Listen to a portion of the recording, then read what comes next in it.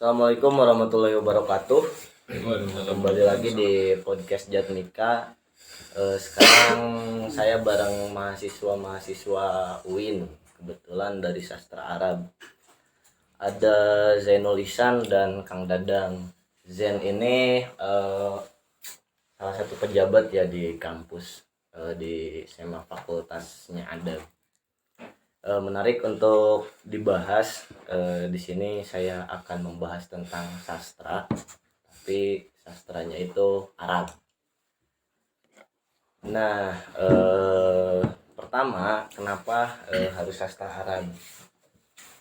Tuh, terus yang kedua, yang didatangkan Jatmika itu ya berkaitan erat, pada akhirnya ketika bicara sastra juga ada kaitan dengan budayanya, sama budaya.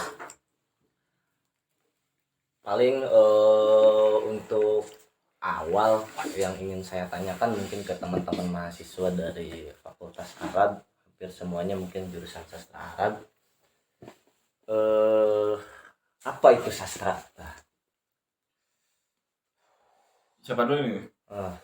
Mang Dadang dulu. Mang Dadang. Selalu saya Mang Dadang terbaik, Mang Dadang. sastra ya. Pak. Kalau definisi pribadi saya sih, karena sastra itu lebih layak dirasakan gitu ya, meskipun entitasnya literatur. Bagi saya sastra itu ya apa ya, aspek katarsis saja. Kalau nuansa, aspek yang menuansa di dalam diri, yang pada akhirnya kita bisa orgasme dari sana. Kita bisa orgasme dari apapun yang terlintas dalam diksi sastra, begitu mungkin ya. Menurut Kang Dadang itu seperti itu. Kalau menurut Kang Zen ini gimana nih? Sastranya berarti ini belum ke Arab ya, sastra secara umum gitu kan? Belum.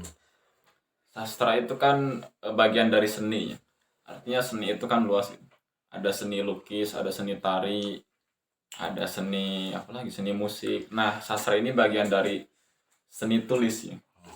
Ini berbicara sastra ya, berbicara seni gitu. Seni tulis ini gitu. Nah, memang ya definisi sastra secara sederhana kan tulisan, artinya tulisan yang indah gitu. Walaupun ya makin kesini makin berkembang juga, ternyata yang berbicara, yang dikatakan sastra juga bukan seputar tulis, tapi bisa juga retorika gitu ya. Retorika. Lisan juga. Iya, lisan itu masih masuk cakupan sastra juga. Jadi secara sederhana itulah tulisan yang indah kalau boleh disederhanakan. Dan itu bagian dari seni juga gitu. Kang Oji, menurut Kang Oji, sastra secara umumnya naon atuh sastra teh tadi geus jelas pisan si ku Kang Adit, ku Kang Zen, Kang Dadang nya ameh teu disangka niron gitu biar enggak disangka copy paste. Menurut aku sastra itu lebih pada media aja, media buat menyampaikan pesan-pesan, menyampaikan data ataupun ya tadi lewat tulisan dengan penyampaian lewat tulisan ya. Secara umum itu mungkinnya lebih spesifik mengenai sastra Arab, karena kebetulan sedang berbincang dengan teman-teman mahasiswa dari sastra Arab. Kira-kira sastra Arab itu sendiri apa sih, Kang Zen? Atau entah itu latar belakangnya, sejarahnya. Ya, ketika berbicara sastra adalah seni tulis berarti berbicara sastra Arab ya berbicara tentang tulisan-tulisan yang katakanlah indah, yang itu keluar dari wilayah Arab gitu, pertama kalinya. Karena memang juga berbicara Arab oke lah dikatakan zaman jahiliyah gitu. Tapi jahiliyah di sini juga bukan artinya bodoh gitu. Jahil itu bukan padanannya bodoh gitu. Jahil itu padanannya tidak tahu gitu. Bukan tidak tahu seputar ilmu. Ketika itu juga berbicara sastra ataupun tentang katakanlah seni juga sudah ada di dunia Arab di zaman jahiliyah.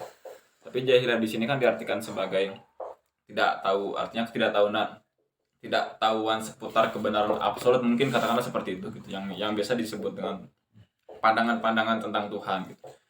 Nah, memang di zaman dulu kan jahiliyah itu sudah apa ya, katakanlah tinggi berbicara tentang sastra ataupun seni, makanya nggak juga cocok pada adanya jahiliyah itu sebagai bodoh gitu. Nah, berbicara sastra berarti berbicara tentang kajian-kajian tulisan yang itu berangkat dari dunia Arab gitu. Dan itu memang berbicara dunia Arab juga kan, di sana ada bahasa Arab yang kompleks itu. Kompleks dari segi makna, dari segi mufradatnya apanya, kosakata Kosakata. itu lebih kompleks gitu. Jadi Arab mempunyai kosakata Arab yang kompleks sehingga ketika itu sepadan dengan tulisan-tulisan indah itu lebih menarik untuk dikaji gitu. Makanya dalam dunia Arab juga kan satu kata mempunyai puluhan bahkan ada ratusan makna juga gitu. Ratusan ya, kayaknya terlalu naif, tapi intinya satu makna mempunyai satu kata mempunyai makna yang banyak. Jadi ketika dipadankan dengan dunia sastra yang tulisan indah itu cukup menarik untuk dikaji gitu. Yang saya tangkap mungkin tentang sastra adalah tulisan yang indah. Nah, berarti kalau menurut Kang Dadang, kalau tulisan yang nggak indah itu berarti bukan sastra. Apa gimana sih padanan yang disebut indah teh? Sebenarnya tulisan yang nggak indah pun sastra. Karena bagi saya tulisan indah itu susastra.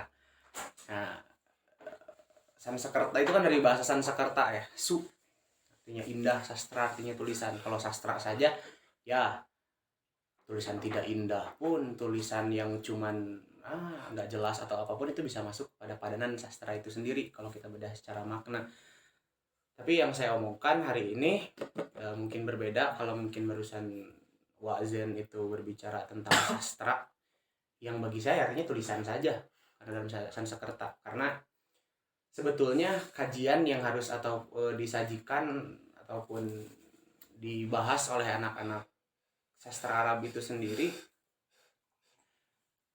adalah ya kajian-kajian dengan tema yang jelas. Karena saya sendiri sekarang bingung bahasa dan sastra Arab. Saya lebih sepakat bahasa dan susastra Arab. Karena makna otentiknya itu untuk tulisan indah, makna otentiknya itu bukan sastra saja. Kalau misalkan sastra saja ya memang Kata indah dan yang kata yang tidak indah. ya, kalau sastra aja kan tulisan tuh, itu umum, dia mau tidak indah mau apapun ya masuk. Jadi susastra itu udah punya keterangan gitu kan di sana. Tulisan yang indah ya berangkat dulu kan emang tiap nabi itu kan ya dari masa-masanya itu kan dianugerahi mukjizat yang sesuai dengan zamannya tuh. Ketika Arab waktu itu kan lagi marak-maraknya tentang sastra, sampai orang-orang kan nyari inspirasi itu atau kalau bahasanya Hannah Arendt tuh bervita contemplativa, itu mereka sampai ke lembah tuh. Makanya di beberapa riwayat ada kan lembah tua yang harus kita sekarang diikutin oleh budaya Sunda, lepas kaki itu di tanah, lepas kaki di salahnya, lepas sendal alas kaki maksudnya, mohon maaf ya. Cacat ya. Begitu, mohon maaf. Begitu maksudnya. Ya, ada aspek mukodas, ada aspek nirmala minda sebetulnya di sana, ada aspek kesucian berpikir, berperasaan dan lain sebagainya di dalam diksi susastra tersebut. Jadi menurut saya ya kalau susastra itu karena dengan keterangan yang jelas itu ya tulisannya indah. Kalau sastra ya layak kalau kita bicara atau memaknai itu tidak indah ataupun apapun, toksik tulisannya dan lain-lain. Begitu sih menurut saya. Jadi ketika masuk pada klasifikasi indah itu bisa dikatakan ada bahasa lanjutan berarti ya, susastra. Nah, salah satu produk susastra itu kayak syair-syairnya Diwan Al-Haddad kalau nggak salah. Nah, Mu'allaqat Sab'ah kan salah kan itu syair-syair yang indahnya Diwan Al-Haddad itu masuk pada hal-hal atau ranah-ranah yang dipelajari dalam sastra Arab mungkinnya. Kira-kira menurut Kang Ozi gitu, klasifikasi yang dipelajari di dalam katakanlah kita sudah menemukan kontradiksi antara sastra, persamaan dan kontradiksi yang dimaksud sastra dan susastra. Nah, apa saja sih yang bisa dipelajari tentang susastra berartinya ketika di syair Diwan Al-Haddad itu banyak sekali makna-makna indah. Kalau bicara diwan itu kan syair ya, kumpulan kumpulan ataupun Antologi. antologi sebuah kumpulan syair bicara soal keindahan dalam sastra bisa kita lihat dari berbagai sudut pandang dan sisi di dalam sastra itu sendiri.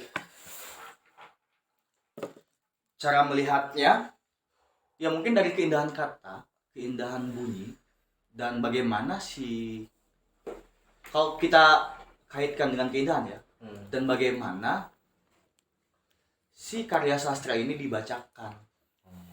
Mungkin saja seperti itu. Itu diimplementasi berarti Iya, lebih ke bentuk konkretnya, lebih ke bentuk jelasnya gitu. Kalau kita bisa menilai, oh ini loh keindahan sastra itu.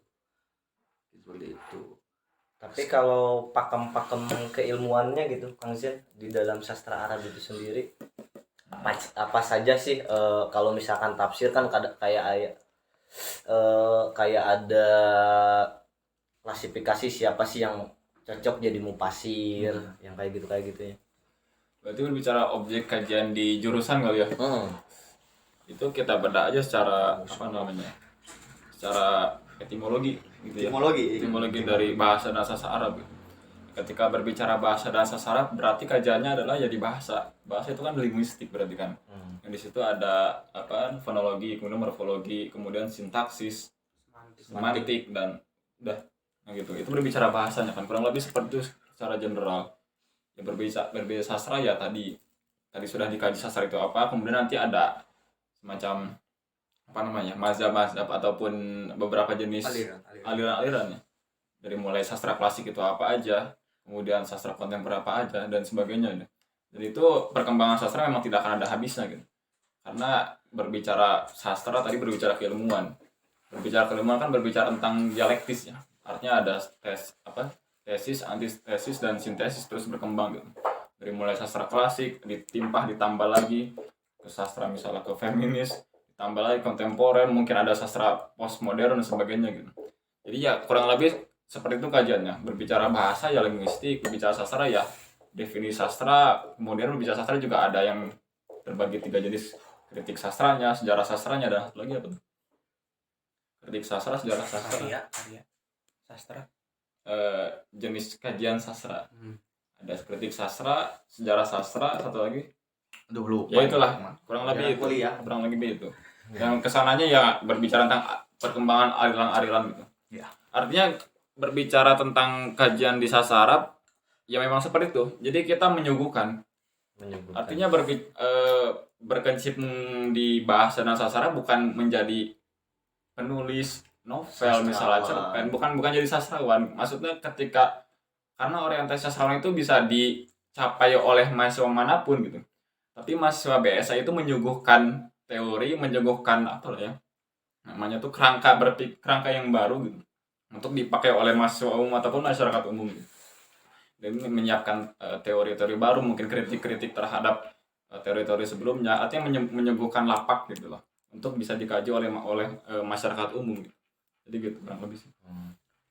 Nah, ketika bicara aliran-aliran sastra, menurut Kang Dadang gitu, corak dominan dalam sastra itu pengaruh tidak persoalan kebudayaan?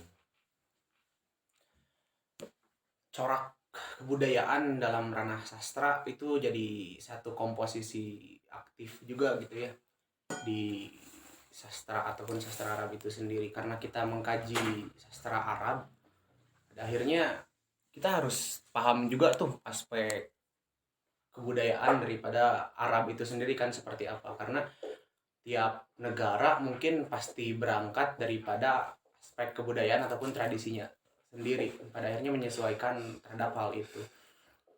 Di sastra kita kenal tentang barusan fonologi, morfologi dan lain sebagainya.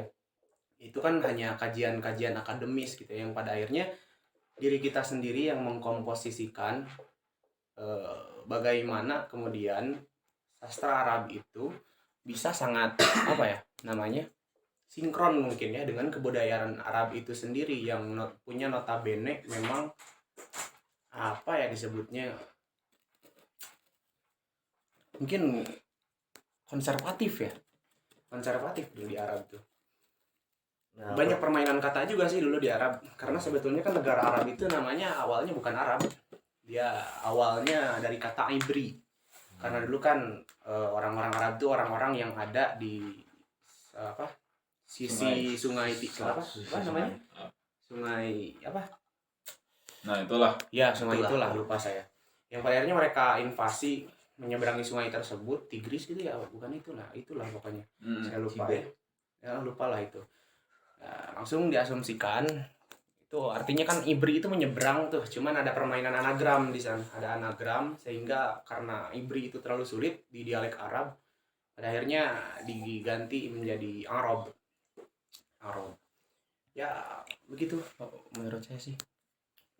jadi berpengaruh tinggi juga ya. Ya, Tapi budaya. ada nggak sih sastra yang lepas dari kebudayaan terus yang nggak sesuai gitu dengan realitas zamannya gitu Kang Oji? Oh ya. Eh, kita kesampingan dulu bahasa dan sastra Arab gitu. Kita lebih fokus ke tadi budaya yang ada dalam dunia sastra.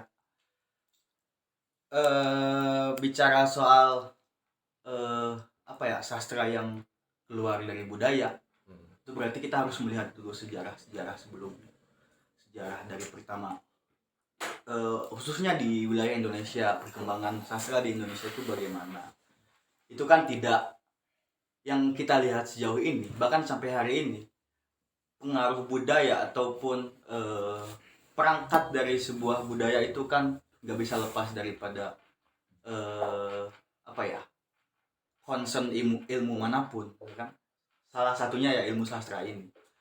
Kalau kita lihat di tahun 65 itu kan ada sempat muncul organisasi kebudayaan yang namanya Lekra, itu kan berhubungannya dengan masyarakat yang mana tadinya Lekra ini dijadikan bahan polarisasi politik daripada partai PKI. Mereka bingung bagaimana caranya menyampaikan pesan-pesan politik partai PKI ini ke masyarakat. Akhirnya mendirikan Lekra, yang mana Lekra ini sebagai lembaga kebudayaannya. Disitulah muncul corak-corak sastra di tahun 65 itu, corak-corak sastra yang bisa dibilang komunis. Salah satu tokoh sastrawan yang dituduh ataupun sempat dituding sebagai sastrawan komunis itu kan ada Pramudia Anantatur ya, yang bisa dibilang beliau juga aktif di Lekra. Itu kan isi-isi daripada karya sastra perang itu sangat dekat dengan budaya bagi saya. Bagi saya itu sastra sampai hari ini saya belum melihat ada bentuk sastra ataupun bentuk karya sastra yang keluar dari budaya. Ya paling kalau cuman konten-konten medsos, lain konten sih, quotes karya itu makan beda lagi dengan konteks sastra itu dengan budaya itu gimana? Berarti Kang Zen kalau seperti itu sastra tidak lepas dari determinasi budaya, berarti nggak ada kebebasan pikiran mungkin ya di sana Ya, untuk bersastra. ya berbicara sastra ataupun lebih jauhnya seni ataupun sastrawan itu kan nggak berangkat dari ruang kosong ya. Artinya itu terbentuk dari lingkungan yang dia ada di situ gitu. Baik lingkungan kecil ataupun lingkungan besar gitu. Artinya dia berangkat dari sana gitu. Pembacaan sastra yang ada di sana, seni yang ada di sana, ataupun karakteristik yang ada pada masyarakat di sana. Jadi nggak berangkat dari ruang kosong. Walaupun pada akhirnya bukan juga harus terus sepakat dengan budaya yang ada di sana gitu. Berangkat dari sana tapi bisa jadi kritik terhadap budaya yang berkembang di sana gitu. Kalau berangkat dari ruang kosong tidak. Sastra, seni, sastrawan itu ataupun seniman nggak berangkat dari ruang kosong. Dan pada akhirnya bisa terus sepakat ataupun terus berada di status quo, tapi bisa juga perubahan gitu. Kritik terhadap perkembangan kritik terhadap sastra yang ada di sana ataupun seni yang ada di sana ataupun tadi saya katakan karakter masyarakat yang ada di sana gitu. Jadi berangkat dari budaya, tapi nggak juga terus berada dari circle itu gitu. Bisa ada perubahan-perubahan yang itu ada kritik sastrawan ataupun seniman di dalam wilayah itu gitu. Tidak akan lepas dari ruang dan waktu. Seperti itu. Berarti kalau lebih spesifik ke sastra Arab, corak umum si sastra Arab ini sendiri lebih kemana gitu Kang Dadang? Lebih deterministik ke budaya kah? Atau misalkan lebih ke daya hayal? Atau kemana gitu? Daya hayal, kebudayaan, ya Apa sinkron keduanya? sinkron. Keduanya sinkron sebetulnya. Karena kalau dilihat orang-orang orang-orang di Arab dalam membuat satu karya sastra, perjuangan dalam membuat karya sastra itu sendiri dia luar biasa gitu ya, dia luar biasa. Ada yang sampai pergi jauh ke lembah gitu kan, ada yang sampai menjauh dulu seperti Wali Abdal gitu kan, harus ke gurun pasir terlebih dahulu dan lain sebagainya. Kemudian apa? Ada aspek barusan kan kebudayaan dan aspek khayal, ada interfenomena yang diolah dalam diri yang kemudian saya asumsikan mungkin orang-orang Arab itu dalam membuat satu komposisi karya sastra mereka sangat hati-hati, mungkin beberapa kali menghapus diksi yang tidak tepat sekalipun, ataupun mereka merobeknya mungkin ya karena saking dulu sastra mendominasi di Arab, khususnya di Mekah waktu itu. Sampai di perlombaan Mu'allaqat Sab'ah sendiri kan berapa banyak mungkin penyair yang pada akhirnya mereka katakan stres mungkin ya, karena karyanya yang berkali-kali ditulis, berkali-kali ia buat, berkali-kali ia berjalan jauh untuk membuat hal tersebut, itu kadang tidak memuaskan. Jadi yang saya asumsikan bahwa corak umum daripada si sastra Arab ini mungkin dalam aspek ininya ya, perjuangan dalam membuatnya atau kehati-hatiannya itu luar biasa sekali. Berbeda mungkin dengan kita yang pada akhirnya sedikit-sedikit nulis terlihat agak bagus, narsis, selong-selong gitu kan.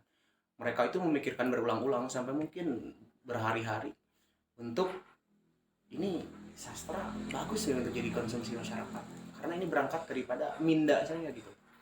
Mungkin begitu. Nah, lebih spesifik kenapa sih Kang Ozi sastra Arab itu menjadi penting?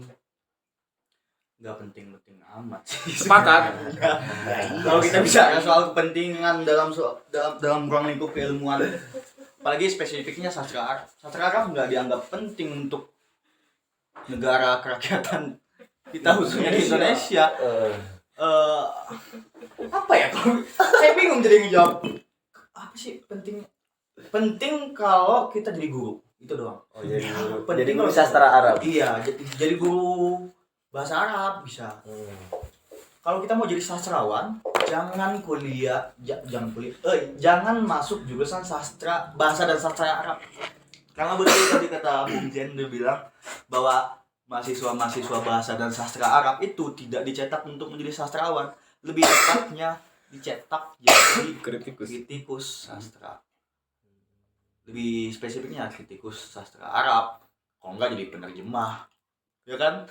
Diplomat jadi diplomat, ya penerjemah ceramah gitunya, kayak habaib di Arab gitu menjadi. Tapi ketika itu dikatakan nggak penting, terus kenapa Kang Oji mau belajar di sastra Arab? Saya menunggu Ya pertanyaan Allah. itu. Tapi Karena Gimana Jen, gimana? kompetitor kan. juga nggak penting juga sih ya. Karena kan berbicara penting juga tapi bisa. Anda tadi menjustifikasi. Aduh, ini Saya membela Kajul. Oke. nggak akan ditonton Kajul. Iya, berbicara penting nggak penting kan bisa juga dikatakan subjektif bisa. Artinya orang-orang Harvard yang punya latar belakang gereja berkata nggak penting gitu. Tapi buat kita misalnya yang di Indonesia kemudian mayoritas Muslim bisa juga dikatakan penting. Karena kan lagi-lagi nanti ada salah tafsir terhadap Al-Quran kalau memang tidak ada kajian sastranya kan gitu. Tidak, walaupun ya gitulah maksudnya. Tapi itu narasinya pembelaan kajur. Teu heureuy. Oh, teu. Soalnya kajur Ngajilan. Pejabat beda. Jabat beda ambil aman. Iya, Pak. Itu saya Ya artinya maksudnya tadi berbicara penting kan subjektif juga, tapi bagi orang tadi kata orang Indonesia, tapi bagi saya penting juga buat Indonesia. Debatable ya, ini kayaknya ini narasinya debatable nih. Ya kan mayoritas Indonesia itu kan muslim gitu. Itu kan ketika kajian sastra Arab itu masih dikaji, itu kan lebih juga luas pandangan tentang Al-Qur'an gitu. tapi gak masif juga sih ya. Iya. Ada realita. Iya, nanti dulu, Pak. Iya. Jadi gitu. Ya penting juga maksudnya dalam ya kajian-kajian apa ya, kajian-kajian seputar tadi salah satunya Al-Quran, yang mana itu kan jadi kan banyak juga misalnya hari ini muncul ustadz kemudian membaca Al-Quran dan menafsirkan dengan pengetahuan yang baru dia tahu gitu loh, padahal kan banyak juga kajian-kajian yang harusnya diresapi untuk katakanlah menafsirkan cukup satu ayat gitu loh. Maksudnya tidak sederhana itu gitu. Bisa juga dalam satu ayat itu perlu kajian bagaimana yang morfologinya, bagaimana sintaksisnya, bagaimana pilihan diksinya gitu kan. Apalagi ngomongin tentang hermeneutiknya itu kan ada juga di kajian sastra Arab. Jadi berbicara penting nggak penting bisa juga penting gitu. Bisa juga nggak penting kalau kita pakai tadi latar belakang misalnya Eropa yang gereja kan gitu. Iya. Tapi kalau menurut Nurani kesampingan ketika jabatan adalah sekjen SEMA, Hei, Pak. kira-kira gitu penting nggak sih? Iya Nurani kan tadi. Iya. Karena saya pun sering melihat Anda dihubungi oleh Kajur itu ada apa gitu kan. Dan Anda tidak Udah mau mengajak lulus makan butuh duit ya. ya, dan Anda tidak mengajak saya yang tidak kuliah 2 semester. Sudah tidak aman kuliahnya. Intermezzo ya. Kita kembali ke topik. Nah, persoalan nilai interpretasi ya. Dalam nilai interpretasi itu sebenarnya kan bebas. Kayak misalkan dalam menafsir, tapi kenapa kok harus urgent gitu? Apa yang menjadi titik tolak gitu, atau tolak ukurnya Kang Dedang? Ingin saya sih dalam menginterpretasikan apapun tuh bebas, karena ya saya tuh pengen merdeka gitu ya Pak ya. Tapi di dalam sastra Arab itu sendiri kok ribet gitu ya. Maksudnya kita harus pakai metode, bisa katakanlah hermeneutic of suspicious lah. Kita harus pakai metodenya Heidegger misalkan, kita pakai metode Habermas dan lain-lain. Maksudnya kita sendiri mungkin kalau seandainya ya secara alami gitu ya, dengan banyaknya singgungan fenomena gitu, mungkin punya hak untuk menginterpretasikan katakanlah konstitusi agama kita sendiri, yaitu Al-Quran katakan. Tapi kadang nih kita sedikit interpretasi nih tanpa aspek ilmu yang jelas, Anda kafir, itu selalu saya dapatkan. Anda radikal, Anda liberal. Islam Ya, Protestan itu. ya, maksud saya hak saya loh, bukannya oposisi dari benar salah itu hak ya. Maksudnya tolonglah, ini kan interpretasi saya dari aspek behavioristik saya sendiri gitu loh. Ya kalau Anda punya beda interpretasi, bagi saya lakum dinukum waliyadin gitu loh ya. Ya sudah, panginten begitu. Dadang Karena saya pun king kesal gitu Pak. Saya pun kadang kesal. Yang pada akhirnya saya disabotase, dibungkam seperti sekarang pakai masker. Susah ngomong akhirnya di anak-anak itu ya. Banyak saya ingin mengkritisi, tapi Dit jangan nanti kamu begini-begini itu kelas kita loh, bukan kelas kamu dong. Ya. Corona hoax jadinya ya. Nah, ya begitu Pak. Iya. Begitu kira-kira seputar sastra dan Arab. Jadi sastra Arab yang berkaitan kalau misalkan bicara kata kira-kira pesan kawan-kawan nih dari mahasiswa sastra Arab yang untuk teman-teman yang menonton ataupun misalkan calon-calon mahasiswa apa sih? Tadi ya perlu diingatkan berbicara tentang jurusan sastra Arab itu kan berbicara tentang tanggung jawab akademik lagi-lagi gitu ya. visi misi. Ya, artinya ketika ngomongin orientasi sastrawan, seniman itu Visi-misi siapapun jurusan. bisa gitu. Itu bisa dieksplor dimanapun gitu. Tapi berbicara tentang jurusan bahasa dan sastra Arab itu tanggung jawab akademik. Artinya kita mempunyai tanggung jawab untuk terus mengembangkan perkembangan sastra, khususnya sastra Arab gitu. Nggak juga terus jadi penonton ketika sastra di Eropa terus maju, terus progres gitu. Dan kita ikut ke sana gitu. Coba kita gali lagi power-power yang ada di sastra Arab ini gitu. Karena ini tanggung jawab kita gitu. Karena lagi-lagi berbicara strata di kampus ternyata sampai yang saat ini saya tahunya nggak ada gitu jurusan sastra Arab di S2 ataupun apalagi S3 gitu. Dan hanya di S1 gitu. Nah, berarti kan secara nggak langsung S1 juga mempunyai tanggung jawab mengembangkan perkembangan seputar sastra Arab. Nah, di situ untuk calon mahasiswa sastra Arab ataupun kita yang ada di sastra Arab, kita mempunyai tanggung jawab untuk mengembangkan sastra Arab kepada arah yang lebih baik. Ay, sama nih. Kalau aku Ay, mantul lah. ya, Jadi kapitalis. Mungkin ya itu ya pesannya dari Kang Zen. Kalau dari saya mungkin kesimpulan bisa diambil oleh kawan-kawan. Satu kutipan yang saya ambil itu dari tadi saya mau ngobrol, yaitu Ibri deterministic to freedom. Jadi bagaimana kita menyeberang, mendeterminasi untuk kebebasan.